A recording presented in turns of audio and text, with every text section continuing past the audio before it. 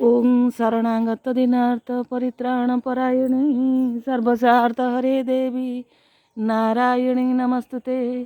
सर्वमांगल्य मांगल्ये शिवे सर्वार्थ साधिके शरण्ये त्र्यंबके गौरी नारायणी नमस्तुते।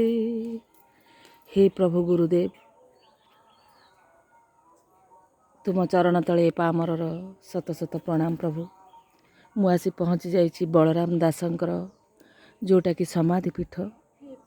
ସେଇ ସମାଧିପୀଠରେ ମୁଁ ପହଞ୍ଚି ଯାଇଛି। ଆଜି ବାବାଙ୍କ ସହିତ ମୋର କିଛି ହୃଦୟର କଥା ମୁଁ କହିବି। ହେ ପ୍ରଭୁ ବାବା ଗୁରୁଦେବ, ଜାଣିଛ ନା ବାବା, ମୁଁ ତମ ଉପରେ ବହୁତ ଅଭିମାନ କରିଛି ଆଉ ରାଗିଛି ମଧ୍ୟ। ଜାଣିଛ ପ୍ରଭୁ, ତୁମର ଏ କ୍ଷେତ୍ର କେତେ ପବିତ୍ର ମୁଁ ଜାଣିଛି, ମର୍ମେ ମର୍ମେ ଉପଲବ୍ଧି କରିଛି। ଏଠି ସେ ବିସ୍ମୟ ପୁରୁଷଙ୍କର କହିବା ଅନୁସାରେ ଅଷ୍ଟପହରୀ ନାମ ଯଜ୍ଞ ହୁଏ ପ୍ରଭୁ। ମୁଁ କେତେ ବିଳାପ କରେ, ଇଚ୍ଛା ହେଉଥିଲା ଚାଲି ଆସିବା ପାଇଁ। କାହିଁକି ପ୍ରଭୁ, କାହିଁକି ଗୁରୁଦେବ ମୋତେ ଏତେ ଦୂରକୁ ପଠାଇଦେଲ? ତୁମ ପରା ଗୁରୁ ବ୍ରହ୍ମା, ଗୁରୁ ବିଷ୍ଣୁ, ଗୁରୁଦେବ ମହେଶ୍ୱର। ତୁମ ପାଖରେ ତ ମୁଁ ଥିଲି, ତୁମର ନୀତି ନିର୍ଦ୍ଦେଶରେ ପରିଚାଳିତ ହେଉଥିଲି। କ'ଣ ମୋର ଅପରାଧ ଥିଲା? କ'ଣ ମୋର ଅପରାଧ ଥିଲା ଗୁରୁଦେବ? ଆଜି ତୁମ ଚରଣ ତଳେ ପ୍ରଣାମ ଜଣାଇ ମୁଁ ଆଜି ଏ କ୍ଷେତ୍ର ବିଷୟରେ ଜଗନ୍ନାଥ ପ୍ରେମୀ ଭାଇ ଓ ଭଉଣୀମାନଙ୍କୁ କିଛି କହିବା ପାଇଁ ଚାହୁଁଛି। ହେ ମୋର ଜଗନ୍ନାଥ ପ୍ରେମୀ ଭାଇ ଓ ଭଉଣୀମାନେ, ଏ ହେଉଛି ଆମର ବଳରାମ ଦାସଙ୍କର ସମାଧିପୀଠ। କୁଶଭଦ୍ରା ନଦୀ ତା ତୀରରେ ଅବସ୍ଥିତ। ଏଇଟା ମୋ ଗୁରୁଙ୍କର ଆଶ୍ରମସ୍ଥଳୀ। ଏ ଗୁରୁଙ୍କର ମନ୍ଦିର, ସୁନ୍ଦର ମନ୍ଦିର ନିର୍ମାଣ ହୋଇଛି এই ଜାଗାରେ। ମୋର ନମସ୍ତେ ଗୁରୁଦେବାୟ ସର୍ବସିଦ୍ଧି ପ୍ରଦାୟିନେ ସର୍ବମଙ୍ଗଳ ରୂପାୟ ସର୍ବନିଧି ପ୍ରଦାୟିନେ ଓಂ ଶ୍ରୀ ଶ୍ରୀ ହରିପାଦ ପଦ୍ମେ ଚରଣଂ ଶରଣଂ ଓಂ ନିରାକାର ବ୍ରହ୍ମପାଦ ପଦ୍ମେ ଚରଣଂ ଶରଣଂ ଓಂ ହ୍ଲିଂ ଶ୍ଲିଂ କ୍ଲିଂ କପିଳ ଜଗନ୍ନାଥାୟ ନମଃ। ଶ୍ରୀ ଗୁରୁ ଅନାଦି ପରମ ବ୍ରହ୍ମ ଅନନ୍ତ କେଶରୀ କଳକି ରାମ ବନ୍ଦେ ଶ୍ରୀ ଗୁରୁ ପୁରୁଷୋତ୍ତମ ନିରଞ୍ଜନାୟ ନମଃ। ନମସ୍ତେ ଅଚ୍ୟୁତାନନ୍ଦ ନମସ୍ତେ ଜଗନ୍ନାଥାୟ ନମଃ। ନମୋ ଯଶବନ୍ତ ଅନନ୍ତଂ ବଳରାମଂ ନମୋ ନମଃ। ଓಂ ଗୁରୁ ବ୍ରହ୍ମା ଗୁରୁ ବିଷ୍ଣୁ ଗୁରୁଦେବ ମହେଶ୍ୱର ଗୁରୁ ସାକ୍ଷାତ ପରଂ ବ୍ରହ୍ମ ତସ୍मै ଶ୍ରୀ ଗୁରବେ ନମଃ। ଓಂ ଶୂନ୍ୟ ଶୂନ୍ୟ ମହାଶୂନ୍ୟ ଶୂନ୍ୟ ମଧ୍ୟେ ନିରାମୟଃ ନିରାମୟ ମଧ୍ୟେ ଜ୍ୟୋତି ସ ଜ୍ୟୋତିର୍ଭଗବାନାୟ ନିର୍ବିକାରଂ ନିରାକାରଂ ନିରାନନ୍ଦ ନିରାମୟଃ ବ୍ରହ୍ମ ବିଦ୍ୟା ମହାବିଦ୍ୟା ବିଦ୍ୟା ପରମ ଦୁର୍ଲଭಂ ଗୋପନୀୟಂ ଗୋପନୀୟಂ ଗୋପନୀୟಂ ପ୍ରଯତ୍ନଃ ନମୋऽଣକାର ବ୍ରହ୍ମ ଅନାଦି ମୁକ୍ତିକାରଣଂ ଘଟ ମଧ୍ୟେ ସ୍ଥିତ ଯେନ ତସ୍मै ଶ୍ରୀ ଗୁରବେ ନମଃ। ଓಂ ଶୂନ୍ୟ ଶୂନ୍ୟ ମହାଶୂନ୍ୟ ଶୂନ୍ୟ ମଧ୍ୟେ ନିରାମୟଃ ନିରାମୟ ମଧ୍ୟେ ଜ୍ୟୋତି ସ ଜ୍ୟୋତିର୍ଭଗବାନାୟ ଓಂ ଶାନ୍ତି ଶାନ୍ତି ହରି ଓಂ ଶାନ୍ତି ଆପତ ଶାନ୍ତି ତେଜ ଶାନ୍ତି। ପ୍ରଭୁ ସଂସାରକୁ ରକ୍ଷା କର ପ୍ରଭୁ। ଏ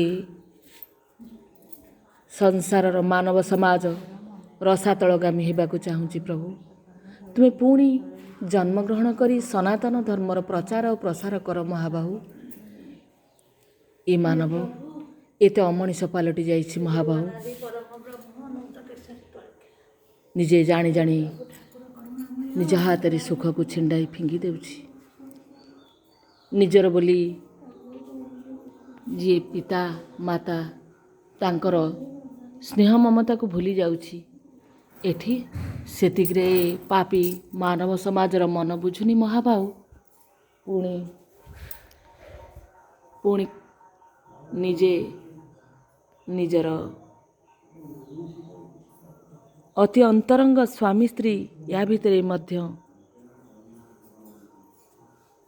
ସନ୍ଦେହ, ଜଣେ ଜଣକୁ ଅନାୟାସରେ ମାରିଦେଇ ତାର ରକ୍ତକୁ ସହ୍ୟ କରିପାରୁଛି। ତୁମେ ପୁଣି ଥରେ ନୃସିଂହ ରୂପରେ ଏମେ ସଂସାରକୁ ଆସ, ଆସିକିରି ଏ ସଂସାରରେ ସୁଖ ସ୍ଥାପନା କର। ଜୟ ଜଗନ୍ନାଥ, ଜୟ ପଞ୍ଚସଖା। ଆଜି ଏ ତତ୍ତ୍ୱ ଉପରେ ମୋର ଗୋଟିଏ ଛୋଟିଆ କଥା କହିବି। ଏ ଜାଗାକୁ ଜଣେ ବିସ୍ମିତ କଲା ପରି ମହାପୁରୁଷ ଏ କ୍ଷେତ୍ର ମଧ୍ୟରେ ଆବିର୍ଭାବ ହୋଇଥିଲେ। ତାଙ୍କର ନାମ ମୁଁ ମାଳିକା ଭବିଷ୍ୟରୁ ପାଇଥିଲି। ଏ ତ ଗୋଟେ ଏମିତି ଜାଗା, ଏ ବର୍ଣ୍ଣନା କରାଯାଇପାରେ ନା। ଏ ଗୋଟେ ଏମିତି କ୍ଷେତ୍ର, ଆର କେଉଁ ଅନାଦି କାଳରୁ ଆର ଜନ୍ମ।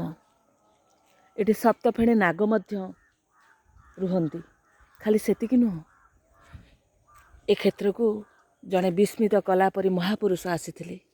ସେ ଆଜି ଆମ ଗହଣରେ ନାହାନ୍ତି, କିନ୍ତୁ ହୃଦୟ ମନ୍ଦିରରେ ସେ ଏମିତି ଏକ ଜାଗାରେ ଅଛନ୍ତି, ତାହା କେବେ ବର୍ଣ୍ଣନା କରିହେବନି।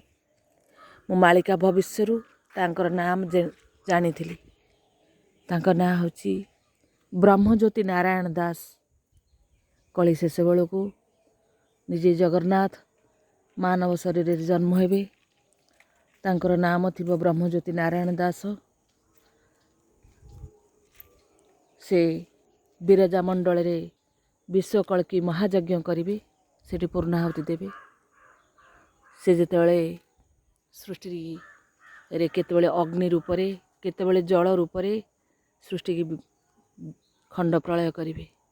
ଏଇଆ ଥିଲା ମାଳିକା ଭବିଷ୍ୟରେ। କିନ୍ତୁ ସେଇ ମହାନ ମାନବ ଆମ ହୃଦୟରେ ଯିଏ ଭଗବାନ, ତାଙ୍କର ଆଦି ଅନ୍ତ ମୁଁ ଖୋଜି ପାଏନି। ସେ ଏଇ ବଳରାମ ଦାସଙ୍କ ପୀଠରେ ଗୋଟିଏ ଯଜ୍ଞ କରିଥିଲେ। 7 ଦିନ ଧରି ସେ ଯଜ୍ଞ ହୋଇଥିଲା। ମୋର ଗୁରୁ ଶ୍ରୀ ଅନନ୍ତ କେଶରୀ କଳ୍କୀରାମ ଏହି ସ୍ଥାନରେ ଶୋଇ ରହିଥିଲେ। ଏଇ ଜାଗା, ଏଇ ଲିମ୍ବ ଗଛ, ବିଶ୍ୱକଳ୍କୀ ମହାଯଜ୍ଞ ହେଇଥିଲା ବିରଜା ମଣ୍ଡଳରେ। ଏଠି ହେଇଥିଲା କଳ୍କୀ ମହାଯଜ୍ଞ। ଏ ସୁନ୍ଦର ରମଣୀୟ କ୍ଷେତ୍ରକୁ ଥରେ ଆଖି ପୁରାଇ ଦେଖ, କେତେ ଶାନ୍ତି ମିଳିବ। ଯୁଗ ତ ଧ୍ୱଂସ ହେବା ପ୍ରାୟ, ଧ୍ୱଂସ ହେବା ପୂର୍ବରୁ ଏ ସୁନ୍ଦର ମନୋରମ କ୍ଷେତ୍ର, ଯିଏକି ଜଗତର ନାଥ ଜଗନ୍ନାଥ ଗରୁଡ଼ କନ୍ଧରେ ବସିକିରି ଏଇ କ୍ଷେତ୍ର ଉପରକୁ ଆସିଥିଲେ। ଏଇ ଦେଖ, ଏ ଗୋଟେ ଅତି ବିସ୍ମିତ କଲା ପରି ବୃକ୍ଷ। ଏ ବୃକ୍ଷ ବର ଓସ୍ତ